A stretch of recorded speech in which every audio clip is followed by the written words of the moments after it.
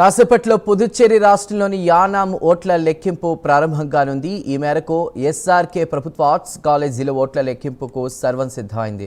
ఎన్నికల కమిషన్ మార్గదర్శకాల ప్రకారం 218 మంది సూపర్వైజర్లు, 221 మంది సహాయకులు, 232 మంది మైక్రో అబ్జర్వర్లతో సహా కౌంటింగ్ సిబ్బందిని నియమించారు. ఇక కౌంటింగ్ మొత్తం 5 రౌండ్లలో పూర్తయ్యే అవకాశం ఉంది.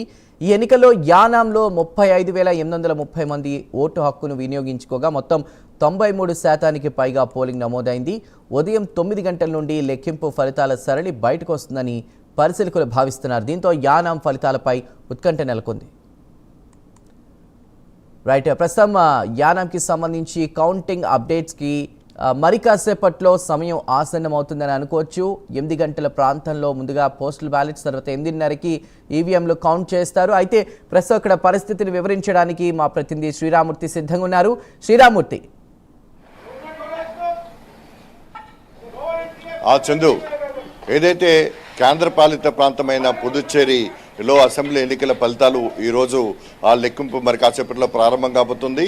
ఆ పుదుచ్చేరి రాష్ట్రంలో అసెంబ్లీలో ఒక అంతర్భాగంగా తూర్పుగోదావరి జిల్లాలో అంతర్భాగంగా ఉన్న యానంలో ఒక అసెంబ్లీ నియోజకవర్గం. ఈ అసెంబ్లీ నియోజకవర్గంలో కూడా ఇప్పుడు ఓట్ల లెక్కింపు మరి కాసేపట్లో ప్రారంభం కాబోతుంది. ఇందుకు సంబంధించి సర్వం సిద్ధమైంది. ఇక్కడ ఎయిర్పోర్ట్లన్నీ పూర్తి చేశారు. ఇక్కడ యానంలోని చూసినట్లయితే మనం ఇక్కడ శ్రీ టంగుటూరి ప్రకాశం పంతులు ప్రభుత్వ జూనియర్ కళాశాల, అంటే ఇక్కడ సర్వేపల్లి రాధాకృష్ణన్ ఆర్ట్స్ కళాశాల ఆవరణలోనే ఇది కూడా ఉంది. ఆ కాలేజీ ఆవరణలోనే మొత్తం ఎయిర్పోర్ట్లన్నీ పూర్తయ్యాయి. అటువైపు కూడా మార్గం ఉంది, ఇటువైపు కూడా మార్గం ఉంది. అయితే కట్టుదిట్టమైన భద్రత, పోలీసు బందోబస్తు మధ్య ఈ కౌంటింగ్ ఏర్పాట్లు చేశారు. మొత్తానికి చూస్తున్నట్లయితే మొత్తం 8 గంటలకి పోస్టల్ బ్యాలెట్ల ద్వారా ఇక్కడ ముందు ఈ కౌంటింగ్ ప్రారంభం కాబోతుంది. పోస్టల్ బ్యాలెట్ తర్వాత అప్పుడు ఈవీఎంలో ఓట్ల లెక్కింపు ప్రారంభం అవుతుంది. అయితే ప్రస్తుతం ఇక్కడ చూసినట్లయితే 5 రౌండ్లలో కౌంటింగ్ ఫలితాల ప్రక్రియ బయటకు వస్తుందని చెప్పేసి భావిస్తున్నారు. అంటే దీనికోసం ఎన్నికల కమిషన్ మార్గదర్శకాల ప్రకారం దాదాపుగా 218 మంది సూపర్వైజర్లు, 221 మంది సహాయకులు, 232 మంది మైక్రో అబ్జర్వర్ తోటి ఈ ఏర్పాట్లు పూర్తి చేశారు. మొత్తం యానం అసెంబ్లీలో దాదాపుగా చూసినట్లయితే 37,972 ఓట్లు ఉంటే దాదాపు 35,445 ఓట్లు ఇక్కడ పోలయ్యాయి. దీంతో ఇక్కడ ఓట్ల లెక్కింపు ప్రక్రియ ఇప్పుడు జరగనుంది. అంటే 8:30 గంటల నుంచి ఈవీఎంలు ఓట్ల లెక్కింపు ప్రారంభమైతే 1 గంటన్నరలోనే ఫలితాలు వెల్లడయ్యే అవకాశం ఉంది. ఇందుకు సంబంధించి పూర్తి కట్టుదిట్టమైన ఏర్పాట్లు చేశారు. మొత్తం కాలేజీ ప్రాంగణం చుట్టూ కూడా ఎక్కడ ఎలాంటి అవాంఛనీయ సంఘటనలు తలెత్తకుండా మొత్తం పూర్తి భద్రత, అంటే 144 సెక్షన్ కూడా ఇక్కడ విధించిన పరిస్థితి కనిపిస్తుంది.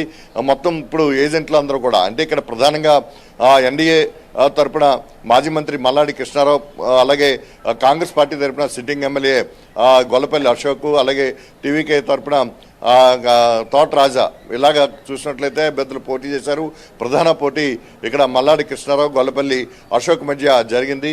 వీరు చాలా ఉత్కంఠభరితంగా ఎన్నికల ప్రచారం కూడా కొనసాగిన పరిస్థితి ఉంది.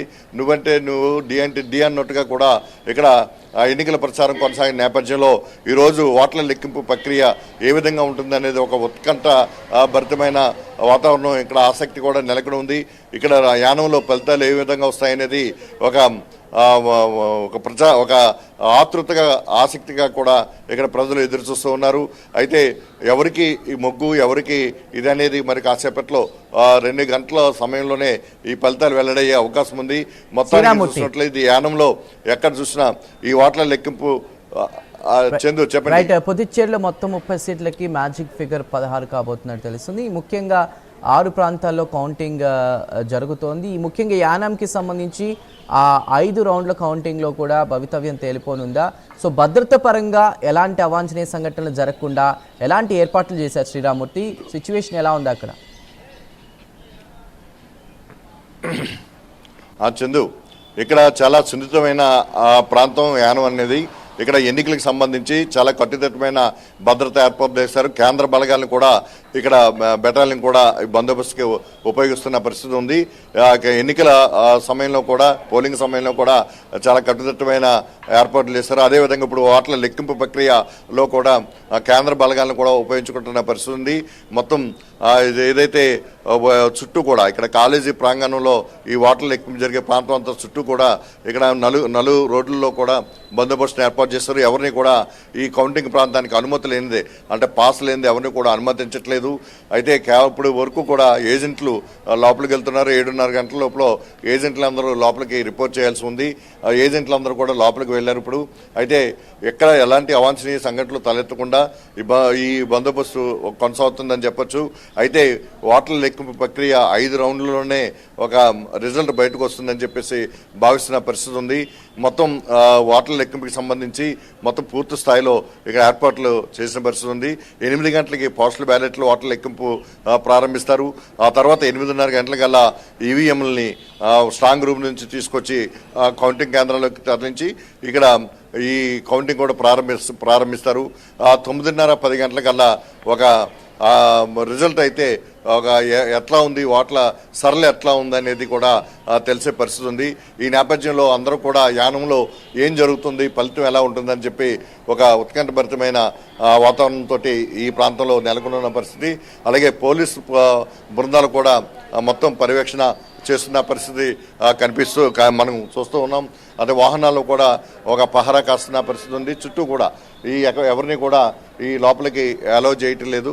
మొత్తం కూడా చాలా కట్టుదిట్టమైన బందోబస్తు ఇక్కడ ఏర్పాటు చేసిన పరిస్థితి ఇక్కడ కనిపిస్తుంది. చందు, ఇక్కడ చూసినట్లయితే మొత్తం ఓట్ల లెక్కింపు ప్రక్రియ అంతా కూడా చూస్తే ఒక 10 గంటలకల్లా ఒక కొలుక్కొచ్చే పరిస్థితి ఉంది.